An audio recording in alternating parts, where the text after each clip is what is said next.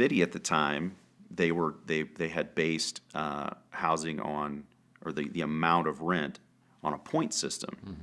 And that was to supposedly have better housing. And so you got points for ceiling fans, you got points for certain things that you put in the house. And so people could go in and they could point out a house. In other words, they could get the top rent, but the house really wasn't that much nicer. Our properties were really nice because we had rehabbed them for retail, not for rental. And so we were getting really, really high rent. Good news for us is that because we bought them very low and we had a spread in them, when they changed the guidelines, it didn't kill us. But it could have, because a lot of people were paying very high prices for those properties because of this point system, because the government was paying above normal rent range for these houses. And right around the same time, they decided they didn't want to do that anymore. So they went back to market rent and lowered the rents. I mean, the rents lowered several $100s per door. Wow. Overnight. And so people who had overpaid, now they were in jeopardy of getting foreclosed on, which didn't happen to us. But those two things right there told me you don't want to be dependent on these programs that the government can just change overnight. You want to be dependent. You want to make sure that you run your numbers on market rents and have more exit strategies than just one exit strategy on your properties. So if I just want to fast forward to the end here, are you available a lot for lunch? I am, yeah. I am, yeah. So now you've figured that part out. Okay. I am, all right. yeah. I've actually moved into multifamily properties. It's a fantastic game to play if you just get in and learn it and start playing it, play it right. So going back here, though, I had to imagine that in the development of your business, when you were selling the homes, you needed sort of that windfall to be able to invest in the next property, is what I'm imagining.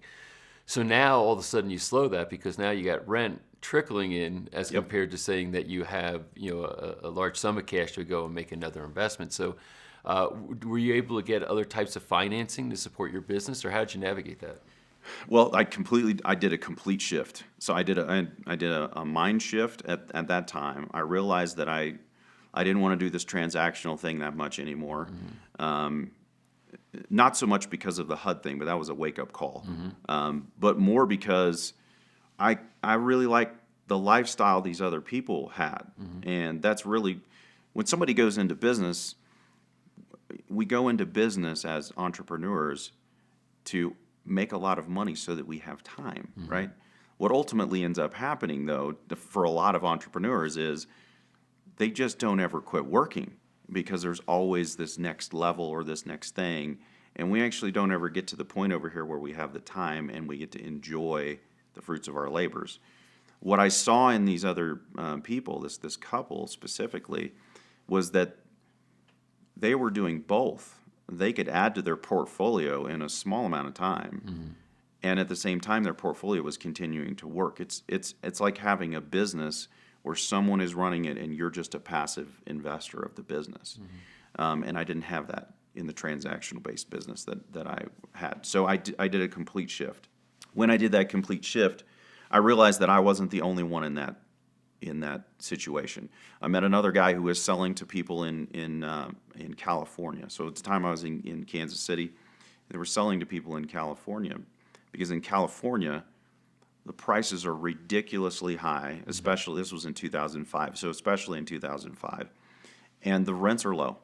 So the numbers don't work. You can't buy a property and cash flow very well, so that passive income doesn't come in, or you have to put an enormous amount of money down to make them cash flow.